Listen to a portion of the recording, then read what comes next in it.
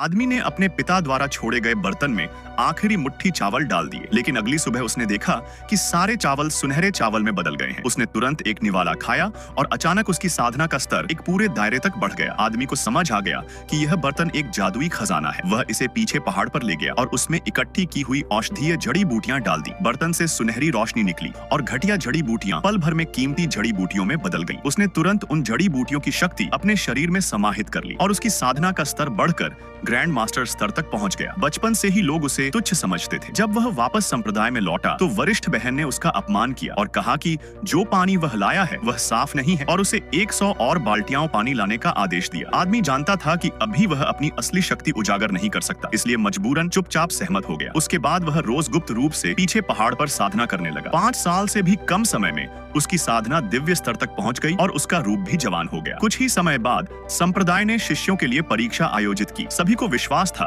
कि वरिष्ठ शिष्य ही चैंपियन बनेगा। जब आदमी प्रतियोगिता में पहुंचा तो सब उसका मजाक उड़ाने लगे, यहाँ तक कि कुछ ने तो कहा कि वह भाग लेने के लायक भी नहीं है। प्रतियोगिता शुरू हुई। एक बुजुर्ग ने सीढ़ियों पर 4 तलवारें रखी। जितना ऊंचा चढ़ा जाएगा उतनी ही ऊंची रैंक मिलेगी। सबसे ऊपर एक दिव्य तलवार रखी थी जिसे 2000 सालों से कोई छू नहीं पाया था। पहला शिष्य जैसे ही सीढ़ियों के पास पहुंचा तुरंत उछलकर बाहर जा गिरा। दूसरा शिष्य धीरे धीरे पास गया, लेकिन जैसे ही उसने पहला कदम रखा उस पर इतना भारी दबाव पड़ा कि वह आगे नहीं बढ़ सका और पल भर में ही उस शक्ति ने उसे निगल लिया। यह देख सभी डर गए। तभी वरिष्ठ शिष्य अकड़कर आगे बढ़ा। उसने अपनी पूरी ताकत लगाई और एक ही बार में तीसरी सीढ़ी तक पहुंच गया। शिष्य उसकी तारीफ करने लगे कि वह निश्चित रूप से पहला स्थान पाएगा। फिर उसने अपनी पूरी शक्ति झोंककर 8वीं सीढ़ी तक पहुंच हासिल की। वहां खड़ा होकर वह सबको दिखावा करने लगा और आदमी का मजाक उड़ाते हुए बोला कि वह जिंदगी भर साधना करता रहे तो भी उसकी आधी शक्ति तक नहीं पहुंच पाएगा। लेकिन तभी आदमी ने अचानक अपने शरीर की सारी शक्ति को केंद्रित किया और पल भर में वरिष्ठ शिष्य के पीछे पहुंच